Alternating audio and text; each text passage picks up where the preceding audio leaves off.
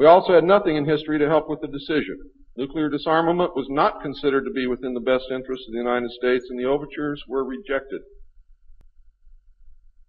Later in 1954, the race of large-nosed gray aliens which had been orbiting the Earth landed at Holloman Air Force Base.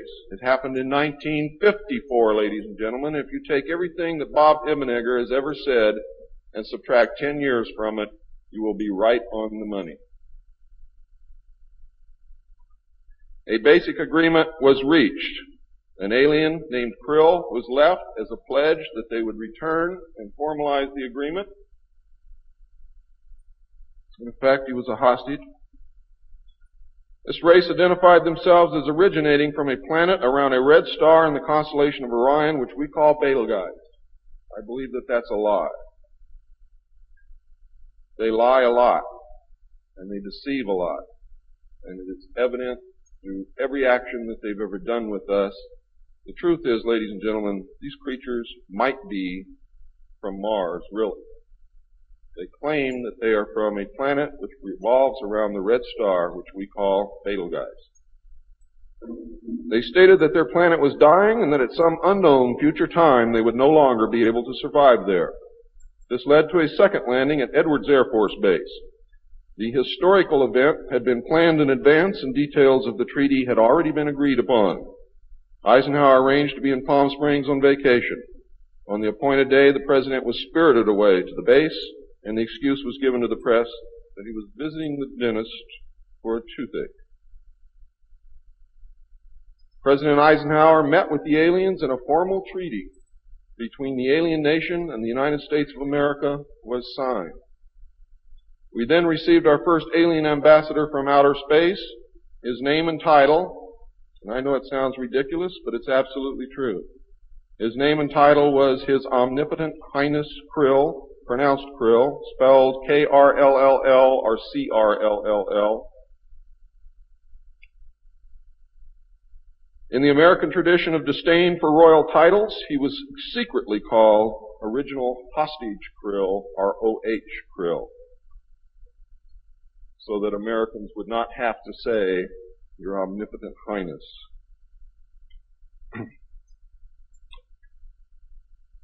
You should know that the alien flag is known as the trilateral insignia. It looks like a TP with two circles on either side of the V and one pole running straight down the middle.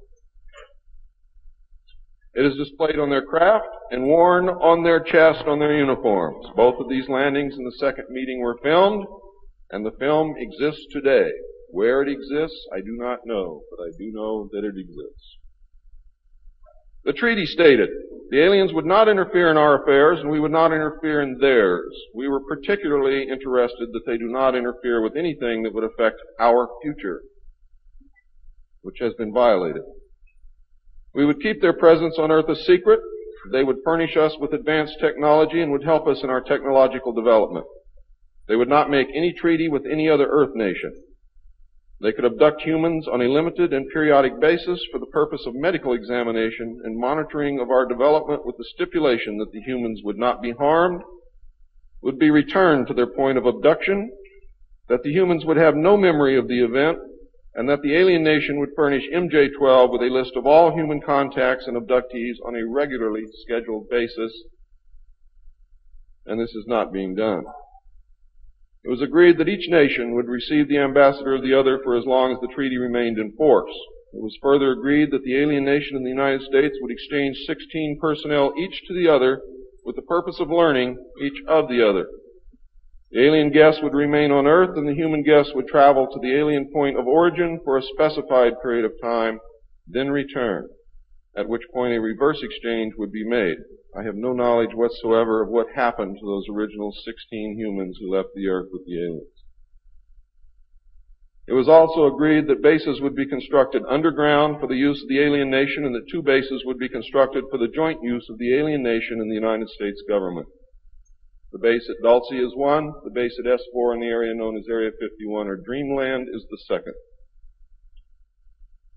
Exchange of technology would take place in the jointly occupied bases. These alien bases would be constructed under Indian reservations in the four corners of Utah, Colorado, New Mexico, and Arizona, and one would be constructed in Nevada in the area known as S4, located approximately 7 miles south of the western border of Area 51, otherwise known as Dreamland. All alien areas are under complete control of the Naval Department, and all personnel who work in these complexes receive their checks from the Navy. Construction of the bases began immediately, but progress was slow until large amounts of money were made available in 1957, and in the meantime work continued on the Yellow Book with the information derived from the guests.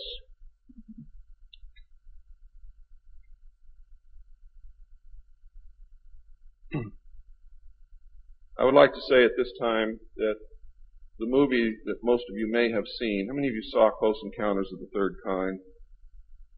That movie was absolutely true. Those events did take place. Not exactly as you saw them, not in the place where you saw them take place, but there was a landing, there was an agreement, there was conversation, there was an exchange of personnel made.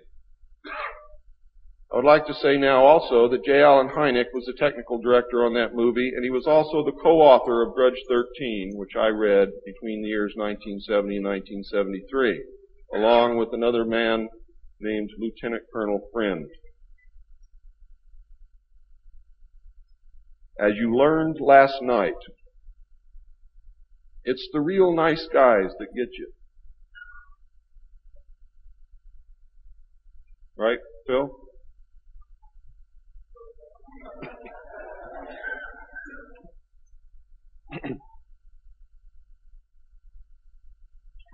Project Red Light was formed, and experimentation and test flying alien craft was begun in earnest.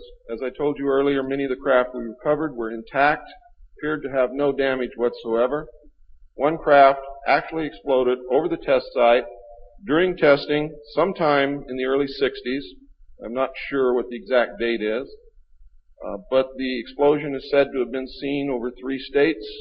Project Red Light, according to the information that I have, was postponed at that time because they had no idea what had happened or why the craft had exploded, but they lost the pilots, and the project went on hold.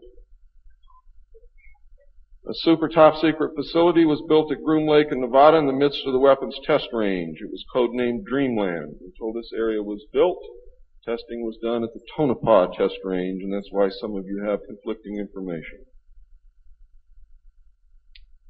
The installation was placed under the Department of the Navy, and clearance of all personnel required a Q clearance as well as executive, which means presidential or majestic approval.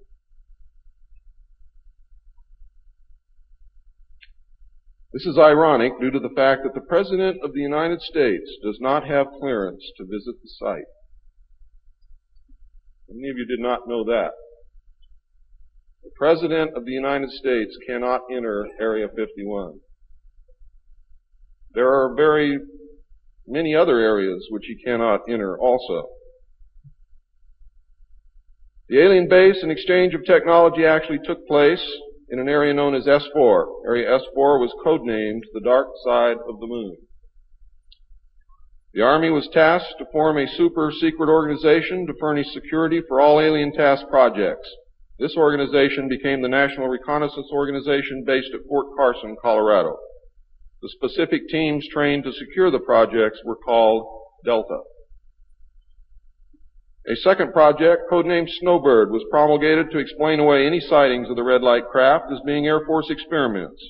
The Snowbird craft were manufactured using conventional technology and were flown for the press on several occasions, and those of you who are my age or older will remember, as children or young adults, going to the movie and seeing in the Movietone newsreel the Avro car and other strange-looking saucer craft that were developed by the United States and the Canadian Armed Forces as a part of Project Snowbird. Project Snowbird was also used to debunk legitimate public sightings of alien craft, also called UFOs.